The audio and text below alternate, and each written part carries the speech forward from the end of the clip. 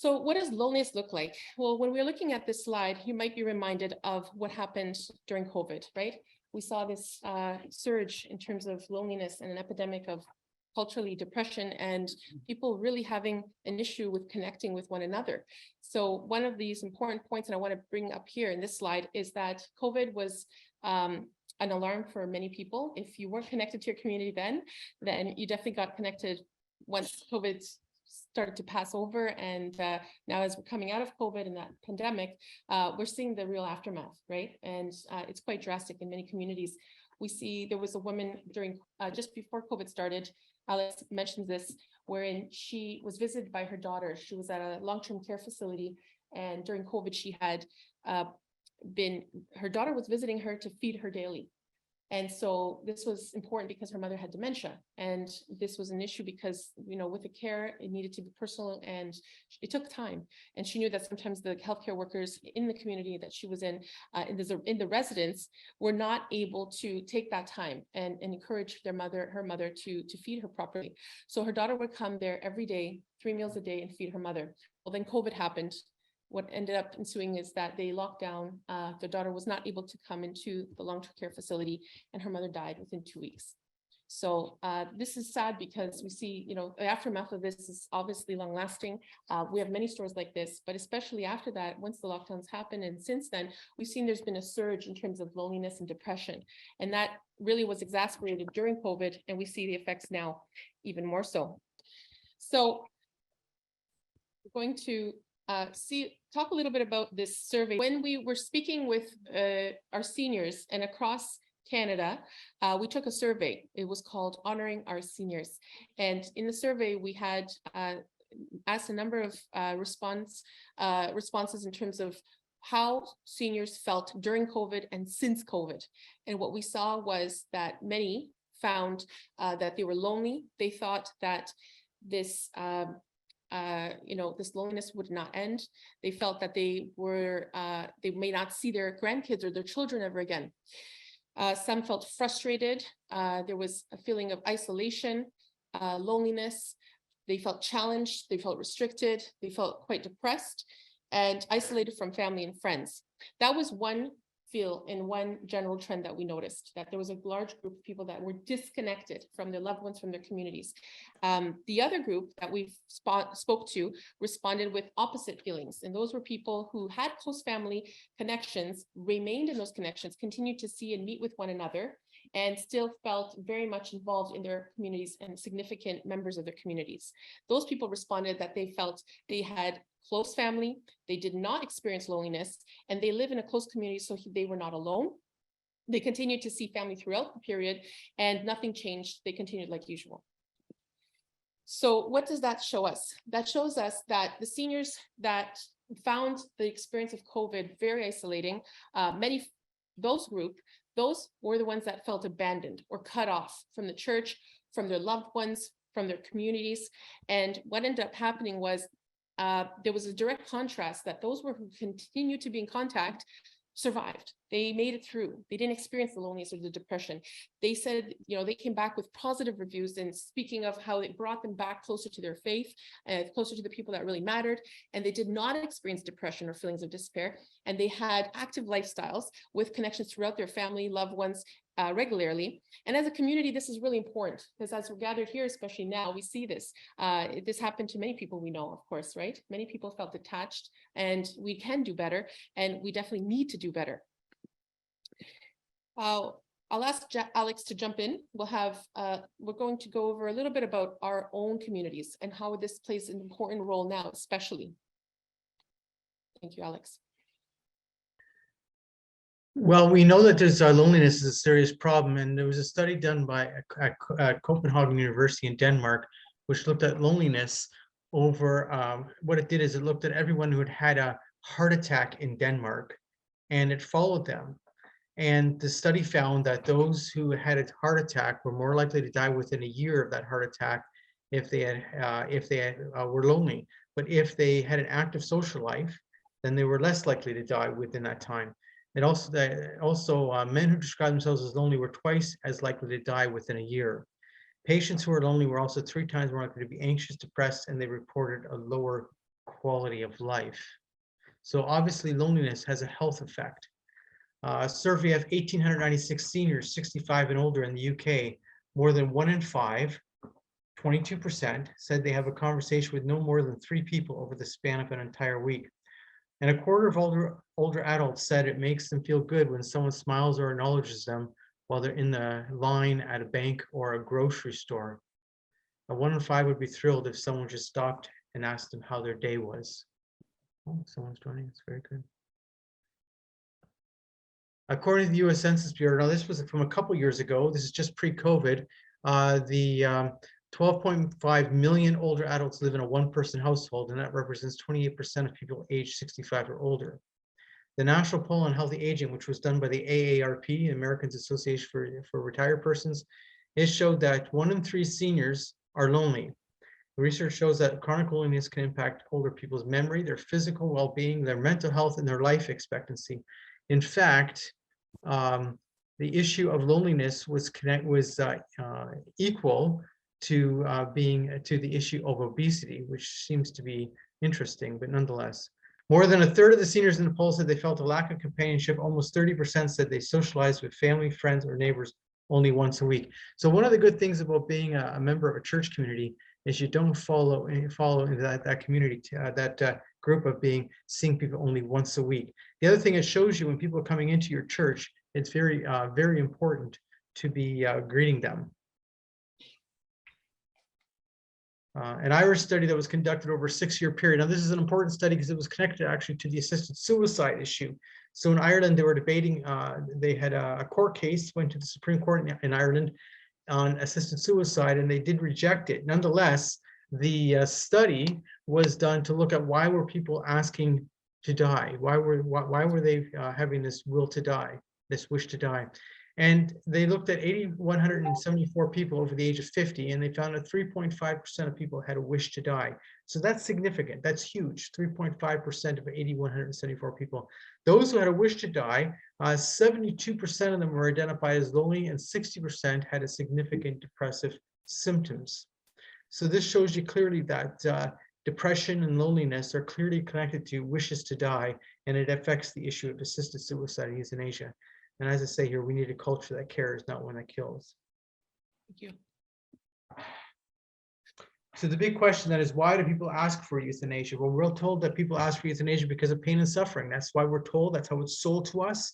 That's what we're thinking is the reason. But the data suggests that very few people are dying for that reason or asking to be killed for that reason.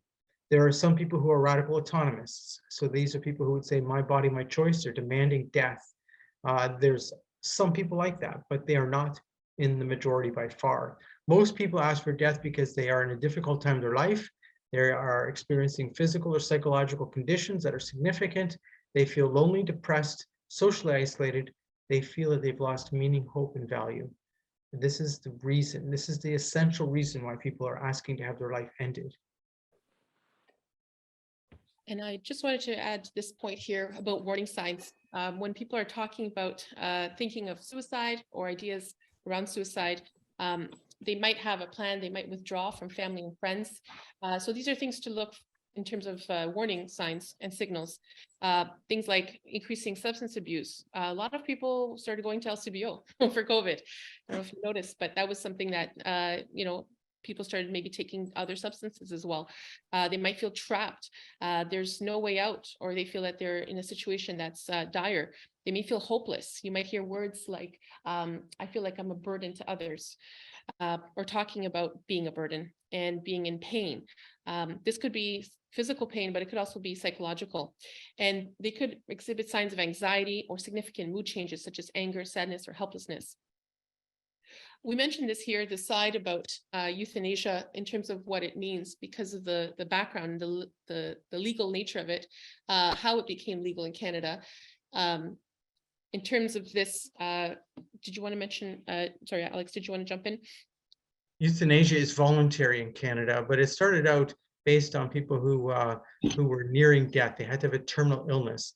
But that's interesting you say that, because in fact, this whole thing was defined as that their natural death was reasonably foreseeable, and that never really was defined. So because it wasn't defined, in fact, that was already abused right from the beginning, this whole question of whether someone is terminally ill or not. In March of 2021, Bill C7 was passed, and it removed that your natural death had to be reasonably foreseeable. So that extended euthanasia to people with chronic conditions, not just terminal conditions. So you could be chronically ill and die by euthanasia. The fact of it is when we talk about euthanasia and assisted suicide, almost all the deaths in Canada have been euthanasia. So the difference is euthanasia is lethal injection, and assisted suicide is when they provide the lethal drugs when someone takes it themselves. Bill C-14 was passed in Parliament on June 2016. So the criminal code was amended to allow euthanasia and assisted suicide. But what they did is they actually created an exception to homicide in our criminal code, is what they actually did. So when we're looking at euthanasia and suicide, but what it actually is, the government fully agrees that what it is that it's an exception to homicide. So what we're looking at here now is the further expansions of euthanasia. I sadly have to tell you that the government committee that was looking at further expansions to euthanasia just came up with their report, just was released today, and they're saying that they're all for euthanasia for mature minors and for people with advanced directives, so that you would add it to your advanced directive. Now, I'm just throwing that at you now because we're talking about the law, and I'm saying that just came out. I want you to know right off the bat, when you say that someone can have euthanasia based on an advanced directive, meaning that they previously had consented, but this is before they were near death in any way, but now they're incapable of consenting. So the point of putting in your advanced directive is the person becomes incapable of consenting, but is still killed by euthanasia. What happens is then the concept of consent is then removed from the law.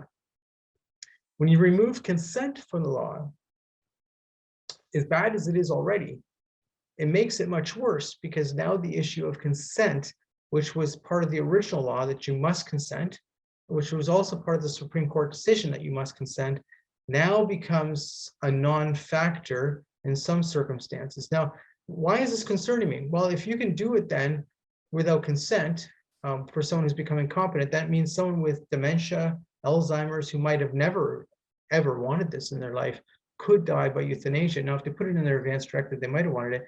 But once you start doing that, then the next argument will come out. The next argument is it's inhumane not to do euthanasia to someone because they did not put it in their advanced directive. Maybe that someone would say, oh, they were too old to have known, or the law changed before they had a chance to do their advanced directive, this kind of thing. So they're going to be arguing that it's inhumane to not put it, to not allow euthanasia on somebody who did not put it in their advanced directive. So this is the kind of thing I fear is coming at us. And this whole thing of consent is fundamental, because we're killing people, but killing without consent is the next step. I hate to be sad and sorry, but it's the truth. It's logical where we're going, sadly, with this. Absolutely. So we wanted to bring up this case of dehydration starvation. I've had many people ask about this, so I added this slide. For those of you who remember and recall, the case of dehydration starvation, people who have dehydration or go through this, they have intense pains, and they have been graphically described by patients who were previously in a so-called vegetative state and had their feeding tubes withdrawn. One particular case and example I'll bring up here, and again, if any of you are interested in having the slides, I can send these to you as well. Kate Adamson was in a vegetative state due to a stroke, later came out of it. She recounted her experience in an article she wrote. She said she was listening to a radio show about a 40-year-old woman named Terry Schiavo in Florida, ironically where Alex finds himself. And Terry Schiavo, for those of you who remember, recall, any of you? Yes, yeah, we remember that. She was going to be starved to death, and this woman had been disconnected from her feeding tube. She was without food for 8 days. And as this woman was listening to this radio broadcast describing what Terry Schiavo was going through, suddenly the broadcasters had my full attention. When I was paralyzed, I too had a feeding tube disconnected for 8 days, and I knew what that felt like. Her husband had been saying, this is Terry Schiavo's husband at the time, that being starved was a relatively painless way to go. This woman, Kate, said, I nearly shouted at the radio dial, this is not true, this is a lie, you ought to try it. And I'll just move over here. Just a quick note here. She was also interviewed by Bill O'Reilly. And when she spoke to him, she actually mentioned this, that when he asked her, when they took the feeding tube out, what went through your mind? She said, when the tube was turned off for 8 days, I thought I was going insane. I was screaming out of my mind. Don't you know I need to eat? I just wanted something. The fact that I had nothing, the hunger pains overrode every thought I had. Then O'Reilly asked her, so were you feeling pain when they removed your tube? She said, yes, oh, absolutely. To say that, especially when Michael Shivo on national TV mentioned last week that it's a pretty painless thing to have the feeding tube removed, is the exact opposite. It was sheer torture, Bill. Elsewhere, she described the obsessive thirst she went through when her feeding tube was removed. She said, I craved anything to drink, anything. I obsessively visualized drinking from a huge bottle of orange Gatorade, and I hate orange Gatorade. So I bring this example up because oftentimes people think that if someone has dementia and it's difficult to feed or to hydrate, that these are issues, and that it's all right to take away hydration or nutrients, and that is wrong. So please remember that. Okay, so I will make a comment on that, of course, and I'm not saying that you're not saying it, but the distinction is, of course, someone who is nearing death and about to die and so close to death that their body is shutting down. Obviously speaking, you can't put food and fluids into a body that is nearing death and shutting down. But that was different than Terry Shiva, who was not near death and her body was not shutting down. Thank you, Alex. That's an important distinction. Exactly. Thank you so much. So I bring this slide up here, reasons why people ask for euthanasia. And that's because oftentimes people think it's for various reasons. Some of these listed here. So for example, suffering, pain, incurable disease, loss of autonomy, impaired quality of life, loss of dignity, or no hope. When we actually look at the cases, when you look at Oregon and Washington, the main reasons that come up when they're quoted is loss of autonomy, impaired quality of life, and loss of dignity. One of these points here, it's very important, is that when you're speaking to people about MAID, they may fall into any one of those 3 points or others as well. So it's important to address each of these head on. Now euthanasia we see is one of the listed causes of death in Canada. The numbers are increasing. I'll do a quick introduction in terms of the stats and numbers so you know what you're actually dealing with.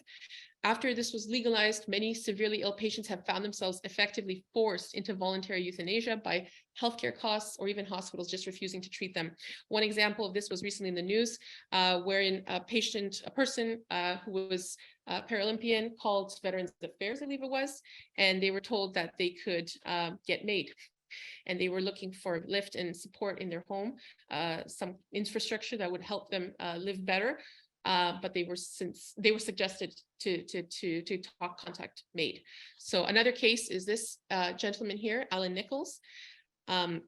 Alan's brother appealed to the police after he found out that his brother passed away. Alan has disability. He was not criminally ill. He asked for assisted dying, and he was, this is a case that was condemned obviously by disability advocates. What's happened now is that Alan is a 61-year-old who suffered from depression, and he thought he was suicidal. He was granted the request to die by euthanasia upon listing his non-medical health issue, which is required by the law. Usually, he had severe hearing loss. His family reported the case to police because they believe that Alan did not have any health problems severe enough to qualify him for assisted dying. And we're seeing cases like this routinely throughout. There's a number of people who've appealed these decisions, and after the fact, when their loved ones have passed away, that they were wrongly approved, and they've opened up this Pandora for anyone to be accepted for non-terminal illnesses as well. Sorry, it's not moving over. There we go. This is another case here. We're just going to mention this because what you see in the headlines is very different oftentimes than what's happening behind the scenes. And this was a woman who was featured in a pro-euthanasia commercial. Thankfully, Alex wrote about this. If you want to mention a little bit as well on this case, we appreciate that. Well, this is the woman that first was in June of last year saying that she was unable to get medical treatment, and she had a problem because the specialist in the field had left British Columbia. She was unable to get medical treatment, but she was able to get euthanasia. So this was the problem. And then later on, she actually dies by euthanasia, and what's it called again? The company. Simmons made a commercial talking about how her death was so beautiful and everything, how this, life is beautiful, death is beautiful, and euthanasia essentially was a pro-euthanasia commercial was actually then promoting euthanasia with her death. So, it's very ironic that you have a situation where the truth is she wasn't able to get treatment. Then after her death, her friends actually made a comment to the media that, in fact, she didn't want to die, but she felt she had no choice. This is a slide we want to highlight here because in terms of stats, Canada is quickly increasing in terms of the number of people who are being given assisted death or euthanasia, and the numbers keep increasing. So in a short span of legalization from 2016 onwards, Canada has exceeded other areas and other nations. This is important to note because these are our neighbors, these are our friends, these are our family members. We've recently heard of a very important group who said that, this is something that's affecting everyone, all communities. And I can see, I'm sure, a show of hands here and online where people have been affected by this. So as you can see, Canada is quickly growing. And maybe, Alex, if you might be able to jump in to talk a little bit about the stats from the last year to 2 years, that would be helpful.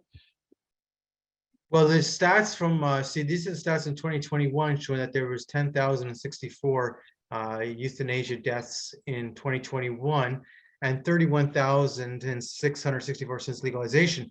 The latest data, though, has come out. Now, the federal government is very slow in collecting data. Yeah, so so what's happened is Alberta increased by 40%. So the provinces that we have information from show that we probably minimally increased by a little over 30% again in 2022. So when we're looking at Canada already outstripping, the Netherlands, Belgium, the recent Quebec data showed that the number of euthanasia deaths percentage compared to other deaths is greater in Quebec than in the Netherlands or Belgium. In fact, in British Columbia will be higher than Quebec. So anyway, what I'm saying is we probably had about a little over 13,000 made euthanasia deaths in 2022, which would put us even far beyond where the other European countries are, etc. Thank you, Alex. So this is an important slide and how euthanasia affects all of us. And when you're speaking to people about MAID and euthanasia, especially, the human experience tells us that it is normal for a person who's experiencing serious illness or personal difficulties and loneliness to fear for their future. They can question their purpose for living. They might experience existential distress or situational depression, and they could lose hope. Oftentimes they feel like they're suffering alone. And that will often impact why they ask for death. And all of us can experience these feelings. The culture of abandonment associated with assisted death can be changed when we care for others. And so this is critical why all of you here are able to help, because when you are with others, you are actually part of the solution. It is essential that people feel that their life, if their life feels value or purpose, that they may feel that no one cares or they feel that they have no purpose, that you offer them support and genuine hope. And it comes from a significant community. The answer is to care and be with them as they journey through the difficult times of their life. Oftentimes people will say, what do you say and what can you do? And this is just a summary, but obviously it's important to keep in mind, but being caring, being with the person often matters more than most people realize. By being with them, you are actually already creating a significance in their life. You're journeying with them. And this is important that we do this. Give them the time, give them the space, give them the ear, and especially the consideration to hear them out. Being compassionate, they want you to hear them out, and they also will often ask for validation for their feelings. We have to be able to listen and respond to every concern, and we have to act. Because if you don't speak up and you don't actually say what you feel, you may be the only person they're speaking to about this. And oftentimes we notice this too, that they will speak to the people that they know will most likely contest. But they're waiting to hear your response. And oftentimes, sadly, people don't say anything. They don't speak up. Be honest, don't mislead the person, what they are actually choosing. So don't sugarcoat what euthanasia MAID really is. It's death. And maybe Alex, if you can add to this as well. Well, I'll say a few things. I had a priest call me not so long ago, and the priest said that one of the parishioners who he knew had told him that he was applying for putting his name in for MAID euthanasia. And so I said, so he called me up wondering how to speak to him. And I said, well, first of all, in this case, I don't think he actually wants euthanasia because he wouldn't have told you otherwise, because he knows you're going to be opposed to it. So he's actually reaching out. And I said, you have to take that as an opportunity to deal with the fact that he's reaching out. And you have to talk to him and convince him otherwise through being straightforward, honest, compassionate, though, but straightforward and honest. I've had a lot of calls that I've dealt with about euthanasia, and I've talked to several people who have been scheduled for euthanasia, and I've had some successes. I wish I was successful all the time. That would be wonderful, but I haven't been successful all the time, but I've had some successes. And I find the way that it has to happen is that you have to speak to someone in an honest manner, but you have to find some way that you connect with them. You have to ask them about themselves. It's the same idea when you're visiting someone and you don't know this person, and you have some concerns about this lonely person. You want to connect with them. You want to talk with them and find out places where we share a commonality, because that's what's important, that you have this human connection. If you don't have a human connection, it's very hard to convince someone not to have their life ended. But if you have a human connection, then maybe there's a possibility it can happen. So this is what I always do when I'm speaking to someone. I listen for a while. I try and pick up on some things. I ask them some key questions about their own life. I ask them about their family. I ask them about their friends. I ask them if they, were part of a church community. So I don't make it religious per se, because some people would instantly fly off the handle if you do that.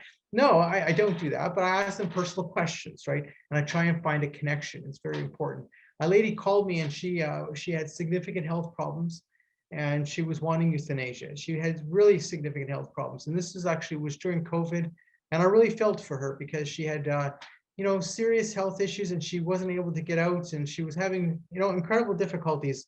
And so I spoke to her, and I spent a lot of time. She called me actually several times, and I spoke to her many, many times, and I let her talk. And, sometimes I had no time to let her talk, but I let her talk.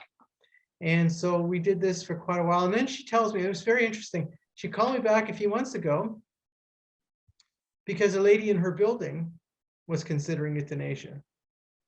And she wanted me to talk to her about how to convince her otherwise. And this is the same woman who originally called me to die by euthanasia. And now she's calling me because she knew a lady in her building was asking for euthanasia, and she's wanting to talk to her otherwise. So, sometimes listening is the answer, but it's always that you have to create a connection. There's a connection there. And I don't know how that works for everybody, but for me, it works by communicating with them and trying to find where we have commonality. But the fact of it is what is in this slide is exactly correct. You be honest, you be caring, you be compassionate. So let's not sugarcoat this. When people, say, oh, it's, no, it's not just medical aid in dying, it's killing. Call it what it is. Call it what it is. We move on. Thank you so much. That's great. And so when we're talking to others, you're being with them, obviously, like Alex said, you're taking the time to find what it is that's actually bothering them, what's happening to them that they're considering euthanasia and MAID. This is a real point and pivot here, because we're going to be opening this up right now. If Alex, you have some time, maybe if someone has some questions in the room or online, we can share. So how is this different from natural death? Well, it's different from natural death because we're killing the person. No one gets killed with natural death. They die in natural death.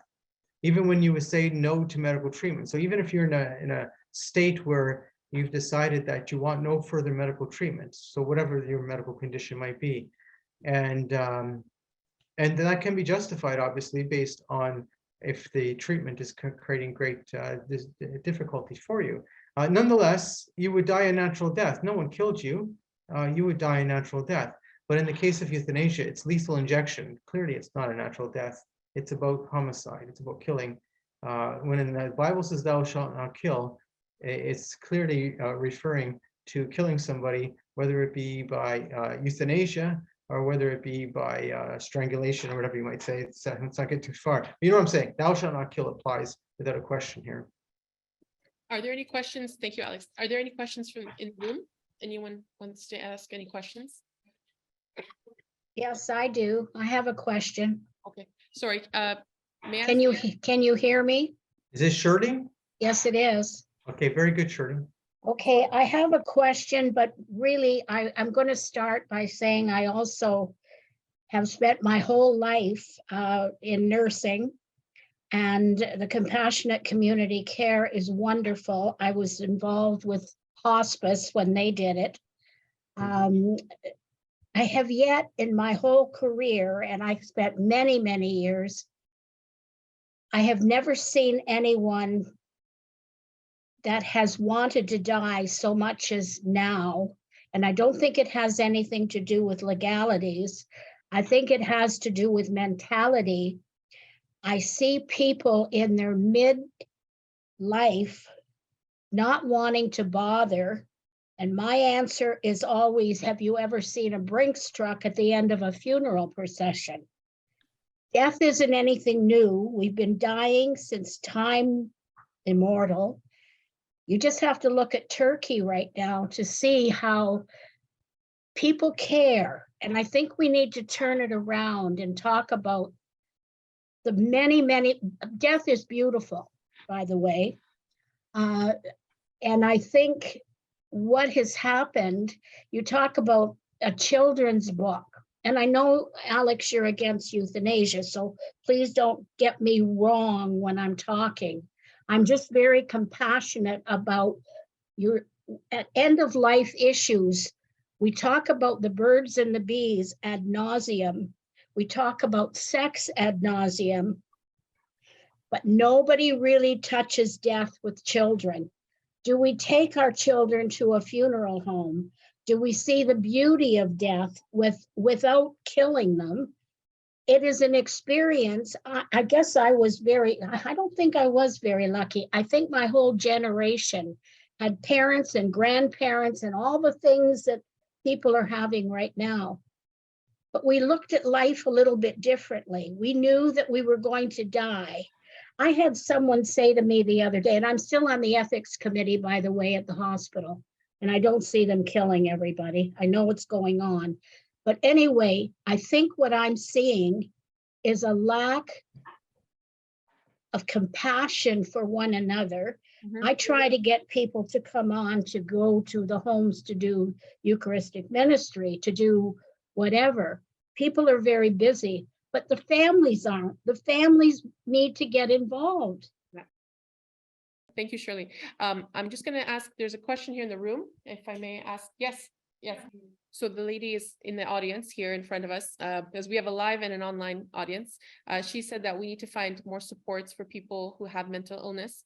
And are there other ways that we can help? Yes. And to answer your question, after this short Q&A right now, we're actually going into the next session, which is the solution. How do we bring the solution, and how is compassionate community care part of the solution? And so are each of every one of you. So thank you for that question. We're going to address that next. Exactly. There's a hand up here. Yeah, I worked just one of the last places I worked, actually, where I was pretty well ending my career right before the pandemic. Like, I worked in palliative care unit for 10 years. I did remains removal, a lot of the remains removal too. So I'm guessing, I don't want to be too blunt, I probably brought out 2,000 people in a body bag in one way or the other, or put them in the morgue with the nurses and stuff. So I saw a lot of people die, and it's not pleasant. And on top of it, I knew the procedures for shutting people down, because sometimes it was called controlling their death and how they controlled it. On that unit, there was a friend of mine. He's like a good guy. And he's from Texas. He spent maybe 25 years in the mission field. His daughter grew up. And he told me that they gave an injection. It's just like death row in Texas. And that's something they know about. It's not a painless death, but they sell it as a painless death. This is all sales. I saw them, Champlain Health, bringing in death for the gay community. They had people coming in. We're trying these different communities, but they were selling it as like, you're going to be in pain. Pain control is not managed on hospices, but it was managed. That's the thing. I saw it. I went up and asked the nurses. I seen this with my own eyes. It is managed. The big thing, the drugs they gave them, a lot of them were like psych drugs to keep people calm. They're afraid. You can really manage pain, but down in Champlain Health was selling it as it's not managed. And so there creates a fear in the community, and people want to avoid pain. They want to avoid like this stuff. So they get their painless exit, but there's no such thing. Absolutely. That's the thing. It's all a lie. And so I saw this with my own eyes. So a lot of stuff I saw, but they don't want to go in details, but this is just part of the deal. Anyhow, thank you. Thank you, Clifton. Thanks for that comment feedback. It's true. Pain management is essential, and there are ways to get proper pain management, which we'll talk about that as well afterwards. Ways that we help and encourage people when they call us. So we'll carry on. And Alex is back. Alex, did you want to mention anything before you? Yeah. Well, I can mention about the power of attorney, which is very important, but it's a different issue than, Euthanasia Prevention Coalition does have a life protecting power of attorney for personal care. And the purpose for that is when you come to a point in your life when you can't make decisions for yourself. So if someone had a health condition where they can't make decisions for themselves anymore, it's important to appoint someone to make decisions for you. We have a document that does state clearly your values, that you would not want euthanasia, you would not want assisted suicide. It does have obviously, because it follows the laws of Ontario, that you can appoint someone to make decisions for you. But we do urge you to, when you appoint someone, to appoint someone who shares your values. So we only charge $10, but the document could save your life. It's designed in a way to protect your life and to protect your values. Yeah, thank you so much. That's great. And quick segue now then. This slide shares a little bit about what Alex mentioned. And thank you, Alex, very much for joining us. Alex has signed off because he has another appointment and another speaking engagement tonight still. So thanking him for joining us tonight. That was very helpful, and all the work that he's doing. We're going to carry on, and the next session now, what we're going to focus on is how we can help and how you can be part of that. So how do we help someone in crisis? Ultimately, when you encounter someone who's in crisis, you, like Alex mentioned, you want to speak honestly and you want to be reasonable, and obviously you're very responsible already. By being here tonight and listening, but you want to be able to assess where they're at in their cycle and in their life, especially now. If you want to help them, you obviously want to listen and show concern. Just like Alex mentioned, and how I've been mentioning too, you want to give them that openness to listen, be very open to what they're saying, how they're feeling, and try to speak into their situation for whatever situation they're coming through. We had a person who called our helpline, and the only reason they called is because they received one of these, and it's a magnet that a lady who happened to be at a library, she said she was talking to him when he was checking out of some books, and he was talking to her about how he had a date scheduled for his own personal death date. And she said, well, before you call them, why don't you call Compassion Community Care? And she had a magnet and she passed it along to him. And so he called us and he said, I don't want to do this, but I'm doing this because I'm in pain. I'm in intolerable pain. And I'm sharing this with all of you because I brought some magnets here for everyone, and I have the cards as well. But it's that one time where you might need to make that call, or if you don't know what to say, you can call us. We will pick up the phone. We will answer your call. I've had calls come in at 2 a.m, 5 a.m, all times of the night. I've had text to voicemail, voice to text line, call and reach out to us on our helpline saying, I'm in a state that I need to be, I need help, I need urgent care. So we are here for you, and we are available for that. Definitely when you're speaking to someone, obviously one-on-one, you want to let them know you care. And this is the first point where we mentioned compassion. And it's very important that everyone who's here realizes that you're part of the solution from that first instinct. And if someone's open enough to sharing with you and asking you for help or advice, that means you're already in their circle. So just acknowledging that and moving forward is very important. It's very key. Alex mentioned this as well. For people who are concerned about their power of attorney, one thing we'll encourage, and we'll always advocate this, and Alex as well, is that whoever you have as your power of attorney, especially for your living will, to make choices on your behalf, if you are incompetent or unable to make decisions on your medical behalf, is someone that aligns with your belief system and your values.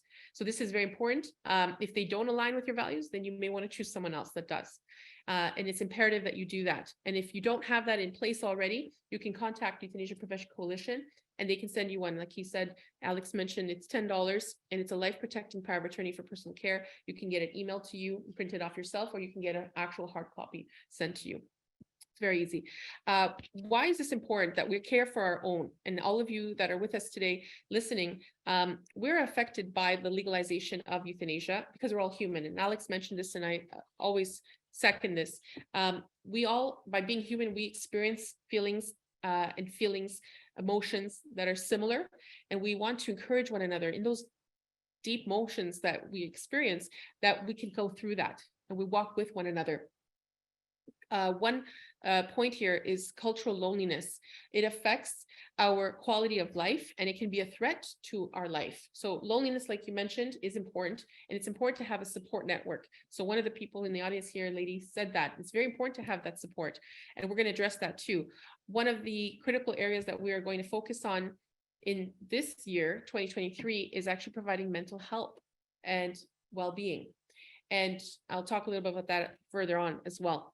So as Compassion Community Care and members and people that connect with us, our goal is ultimately to replace the culture of death with a culture of care. And how do we do that? We do that by building communities that care. And we do that by visiting, by journeying with, being with, and caring for others. By doing this, you're actually helping affirm a person's purpose for living. So you're present with them. So you're creating significance in their life. You'd be surprised how many people we get contacting us. One lady in particular called us not too long ago, and she said that in her neighborhood, on her street, she had a lady that was a little, elderly, who was feeling lonely, and during COVID said that she can't manage her garden anymore. And that's why she wanted to consider getting MAID. And so when she brought this up to her neighboring community, no one said anything. Just this one lady who happened to be her neighbor said, well, this is not right. This is absurd. We can get you a gardener. I can help you garden. I can get my kids to come help you. We can cut your grass. So these are things that are very common, but some people who are in their state in their life, they may not consider these options. So something so basic and simple, you might be the problem solver for their crisis, right? So it's just important to hear them out and realize what their needs are and where they feel they're inadequate. You are going to help them reduce their feelings of loneliness and isolation.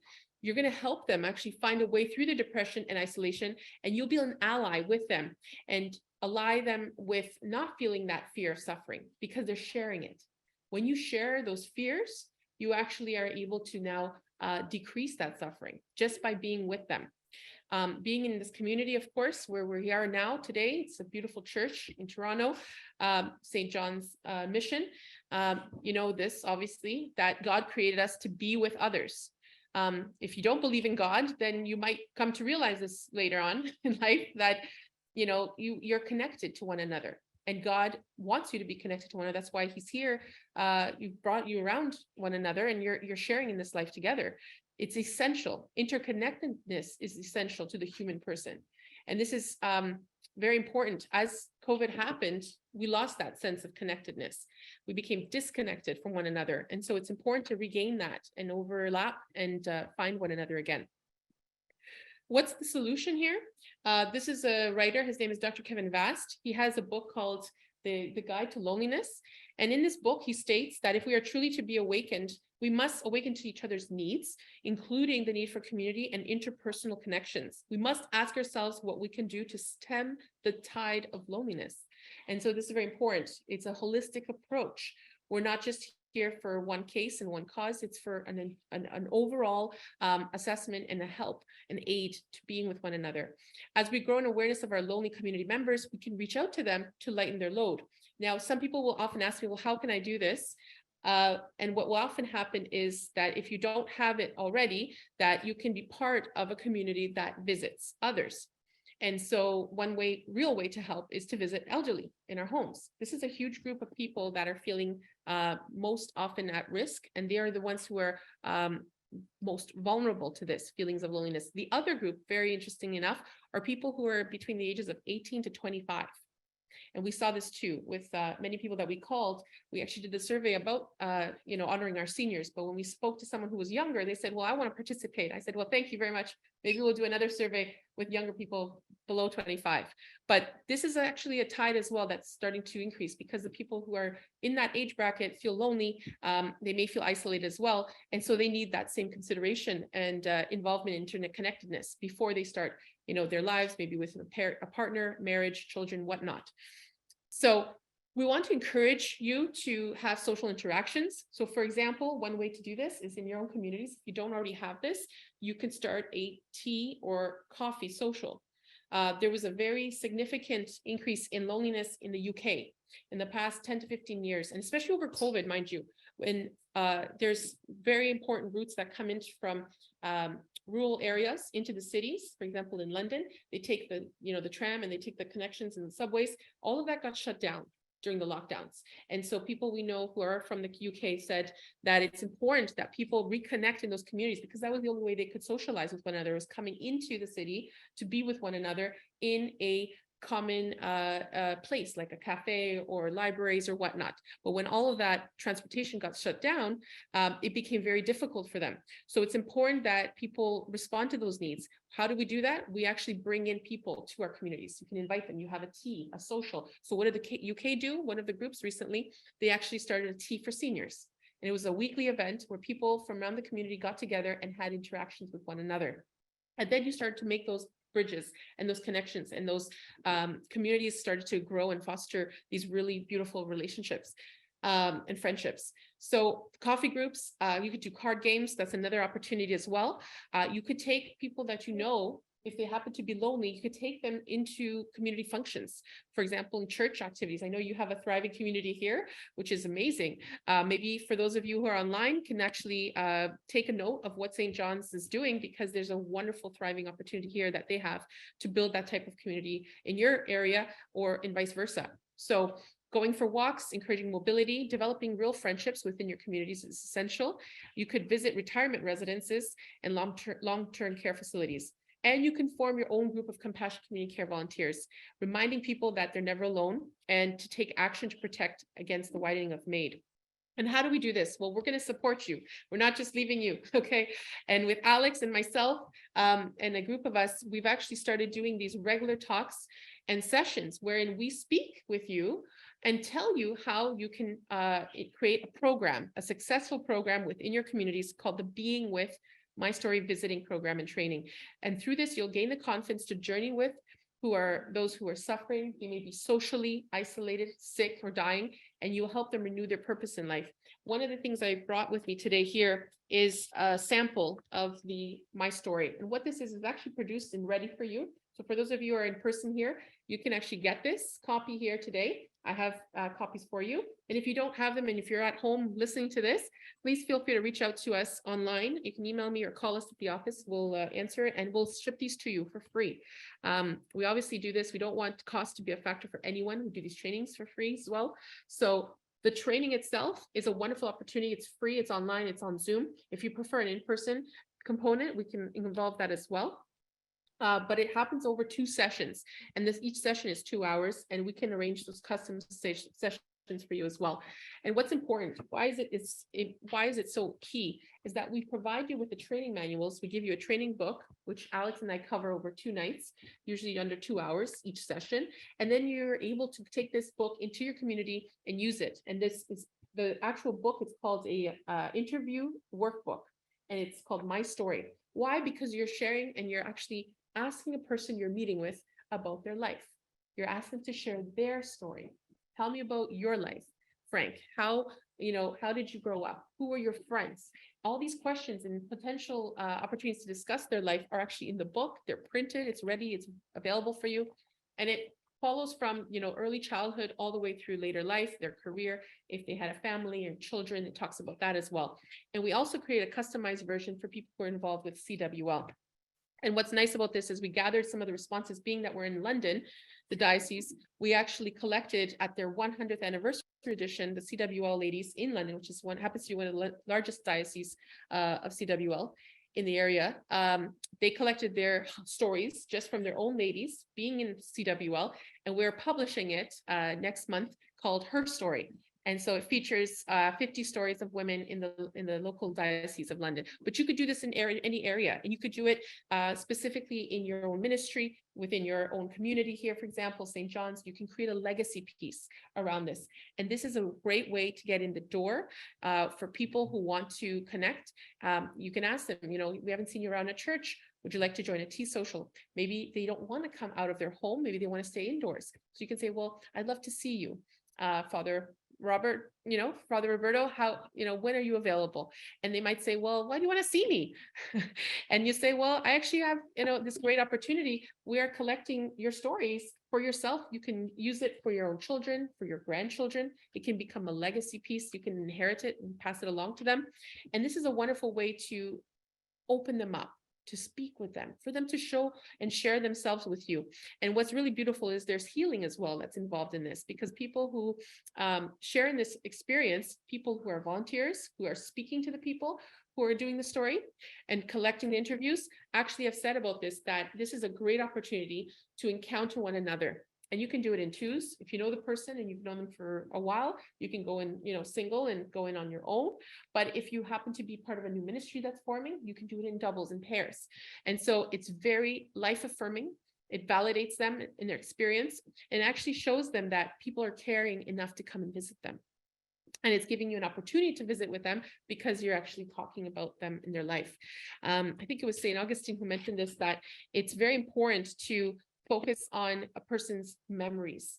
And this is a form of reminiscent therapy. And it's very important, it's very successful, and it's proven very therapeutic, that people, especially in older life, that as they recall memories from the past and you open up that channel of communication, they actually want to share more about themselves because they know that they've experienced so much. They've loved, they've been loved, they've had families, they've had various connections with other people, and they want to share that. And if they're shut in, if they feel isolated, they feel depressed and alone, they don't want to do that. But once you start peeking into that person's life and saying, hey, why don't we finish your story, right? This is an important, opportunity for you and for us to learn a little bit more about you. You'll see how they open up. It really is marvelous and it's beautiful. These are some people here on the screen who did the trainings with us for the Being With My Story. And we go over this in detail with you, how to visit with people, how to interact. And it's very important and it's actually very useful. It's very practical, as we say. One thing I want to mention really quickly too is some people we've helped just with the helpline. When someone calls, there's people who you might come across this as well in your own communities. There were people who perhaps needed a bath and they needed assistance. So we got them that assistance. There were people that were in incurable pain, as someone earlier today mentioned in the chat. There is ways to help with the pain management side of things. So things that are what you may think are unsolvable are actually quite able to be solved, and we can connect you to those people. There's pain management clinics that we can refer people to that can actually handle in very complicated cases of pain management. A man in his 20s was referred to us because he was going through a point of his life that he wanted made. And he was discouraged from that. As the community rallied around him, thankfully that didn't happen. But it's important to notice these things because it can happen at any age and at any stage of life. So as, for example, another woman who had chronic pain management issues, she ended up doing a story in the news. Someone reached out to her and said, listen, there's people who want to help you. How can we support you? And they contacted her to us as well. There was a man who had awful accommodations and he needed to change his residence. So we assisted him in doing that as well. There's so many things and there's so many stories. We could talk just on hours about this, but it's very important to notice how you can be part of the same process and how you being here is actually helping others as well that you'll encounter. One thing about the visiting program, which I want to mention really quickly, is that why we visit, it's ultimately to address this need for companionship. We see that there is a lack of companionship in the communities. It's reducing loneliness and isolation. One thing you want to watch for is signs of neglect or abuse when you do visit with others. And you want to provide a sense of belonging and value. And that's ultimately what it is. It's important to notice this, that you want to see what happened to the person. What's the real issue here? Coming to the crux of the matter. You're actually providing community for a person and you're adding significance to their life when you visit with them. And I can't underscore this enough, is that when you start to visit with other people, they'll notice the difference as well in their own lives, and their views will change because you're open to their view now. You've shown them hope and you've shown them an opportunity to share and to connect with one another. And of course, you're giving meaning and purpose to them.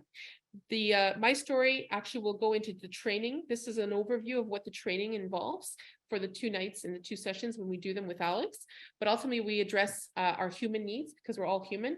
We all experience certain needs, physical, mental, social, spiritual. We talk about advice in how to meet with others. So we encourage you to learn about that, the practical ways that you can successfully meet with people, and just what things can you do? What can you come up with? What are ways that you can actually make it more interesting for someone to share time with you?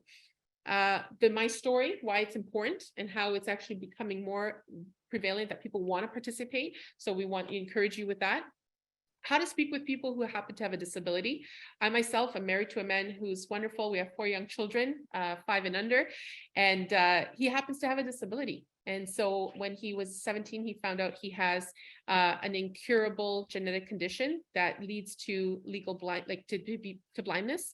And so he's technically legally blind. But he could have given up.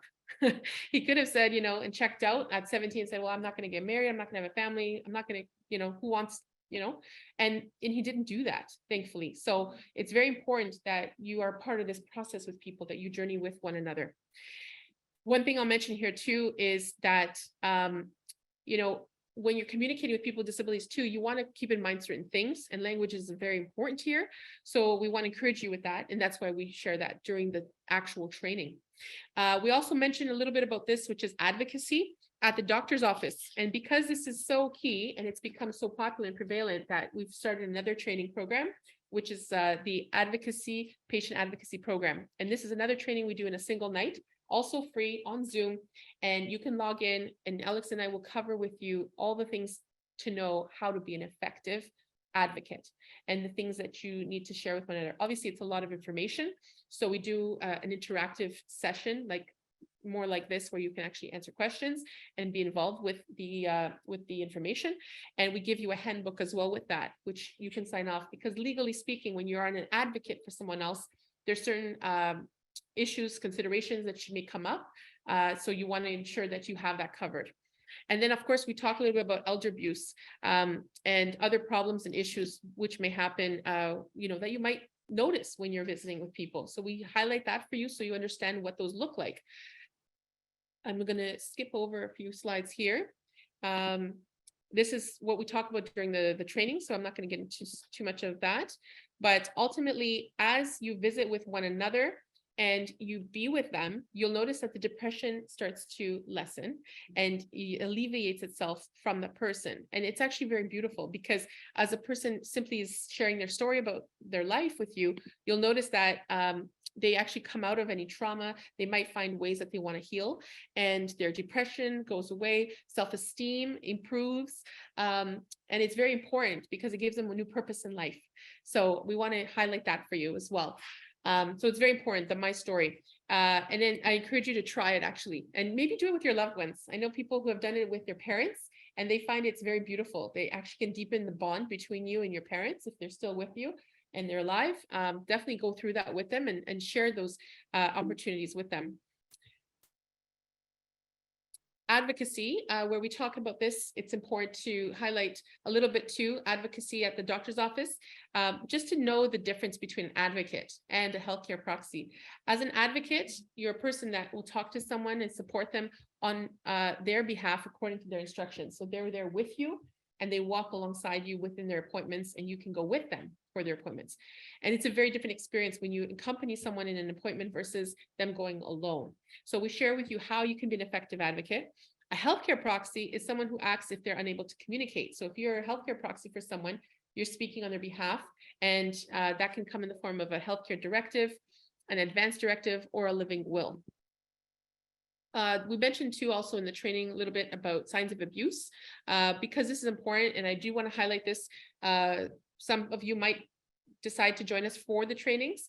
I wanted to highlight this really briefly here, because some people will ask us, well, what are some signs of abuse? One thing I'll mention here is pressure sores. And with pressure sores, oftentimes people don't know what that is, what that entails, or what it looks like. So I bring this slide over just so that you are able to understand that there are sores or injuries that people may have. And so when you're out there and you're visiting with people or you encounter this, just be aware of this. The standard of care is actually prevention. So if someone you are meeting with or see someone, they actually have a pressure sore already developed, The standard was that it should have not happened. And so way to fix that and repair it is for the person to be moved and rotated continuously, so they don't have to be in the same, position. If they're lying down on their back, there's certain points, and you can see it on the slide here, where you have pressure, what they're called ulcers. And this is dangerous because if a pressure sore is not treated, and if a person is not moved, that pressure sore will create an impression on the body. In the first stage, it'll go into their skin layers and it'll grow. So it looks like a little red blister. And then as that grows, it actually starts to open. And if it opens, it can become infected. So this is very important. And I try, not to bring up the negative, but I do want to highlight certain points of this because it's important. If this becomes infected and it's unnoticed, it can lead ultimately to further infection that can travel throughout the body, and that can lead to ultimately sepsis or septic shock. And we actually had a case of this, and I bring this up. I have permission from the person because they're going public with it, and they were so upset with what happened. Their father actually passed away. And it's important, it's alarming. So we definitely want to encourage you to know these things. And there's obviously other signs of abuse too. Dehydration, someone might be feelings of being afraid. There could be financial fraud, exploitation, or sexual abuse. Sexual obviously being a harder one to detect. But with trauma, and when you're sharing and someone's sharing with you about their life story, you might be picking up on these things too when you're speaking with them. So it's important to know how to be aware of it and be cognizant of it when it happens. One thing I'll mention here really quickly too is that you're all invited to continue this walkthrough and also introduction to compassionate community care and our work with our free online training programs, which we're holding in next month in March. The next one will be coming up. It's the Being With My Story Visiting Volunteer Training with Alex and myself. It is a wonderful opportunity to go deeper into this, the opportunity to visit, how to train it, how to speak with one another, and also how to share so that you're able to kind of tackle these questions head on. The other one would be patient advocacy. We haven't decided on the date yet, but we'll be soon after that probably. And for all of these events, you can stay in touch with us. We'll send you the emails and invites. If you registered for this event online, we'll share that with you through your email as well. Or you can go on our website, beingwith.org, under new events and register there. For those of you who have completed the training or know of the training already, we would love for you to stay in touch with us as a support group. We just had our first Being With alumni training session, and they had completed the Being Story training, and they joined us in December for an overview and a support group. So we talk to one another and we share about our stories of how people have been in contact with people they've met with. And this is important because as you go through these meetings with people, you're going to see that you're curbing that tide. Euthanasia is not going to be on the table anymore. They're going to be involved with you. You're going to be involved in their life, and they'll maybe want to introduce you to their family and friends. So you're going to start creating these communities. It's very organic and it's very beautiful. So we definitely encourage you to be part of this movement, the movement of caring and compassionate individuals that are supporting one another in a micro scale, first and foremost. And this is very, it's in our neighborhoods, it's in your own communities, it's in this church perhaps. But as that grows out, you'll see how it starts to really master all throughout the community and how people are attracted to it and they want to be a part of it.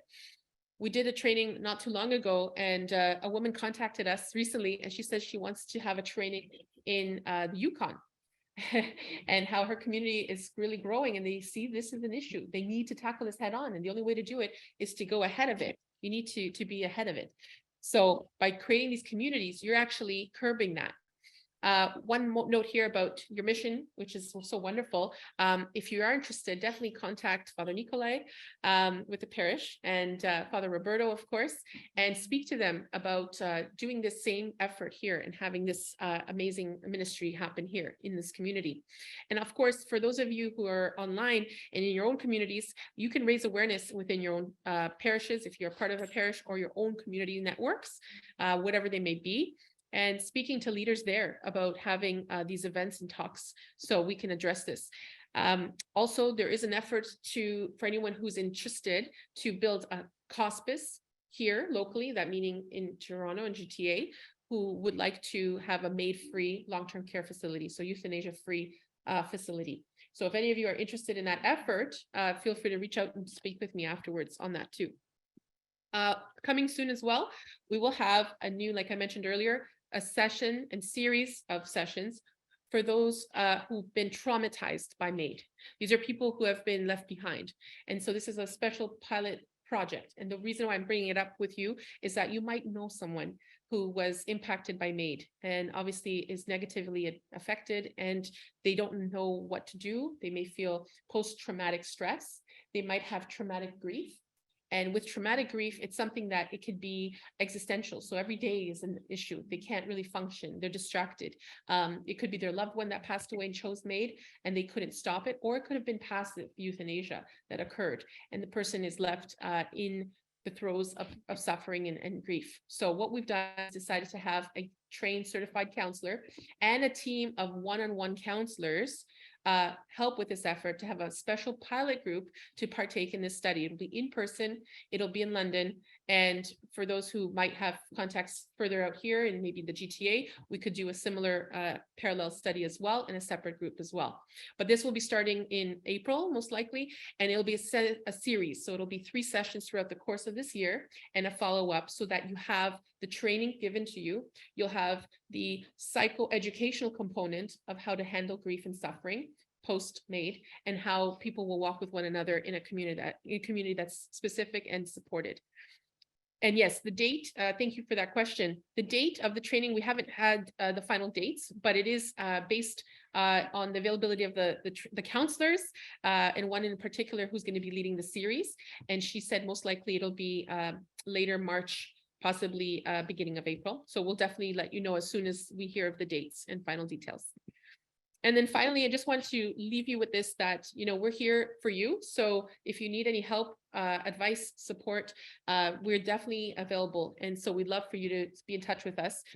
My clicker is not working, sorry about that, but it's available to you anytime, and it's a free and confidential helpline.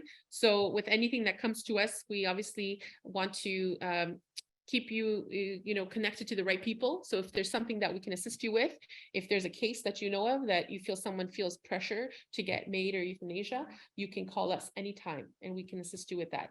And that'll be with our whole team. Okay. And these are just some people who have spoken about our work and some of our efforts with the training that we've provided. One in particular here says, thank you for all your efforts in supporting families through very difficult times. And it is important work. So we definitely value the opportunity to share this with all of you. So I think we're actually finishing off for the evening. So we'll close off the meeting. Thank you so much, everyone, for joining us. If you have any questions, anyone here in the room or online, feel free to reach out to us online on email. This is our contact information, and you can also call us anytime. So I encourage you to do so. I hope today was beneficial. We are a registered charity, so we do accept donations. Although everything is free, it is obviously takes expense and time and efforts on all parties on all behalf. And we do, obviously have to compensate when we involve other people in certain things. So we do hope that you might be open to sharing our information with others and also maybe contributing toward this and our work, very important work. So we do take that and appreciate it very much. And all, absolutely. Yeah, for sure. And so we thank you again, and I'll close off the meeting, everyone. And hopefully we'll see you in touch soon. Thank you again. Thanks, everyone. Take care.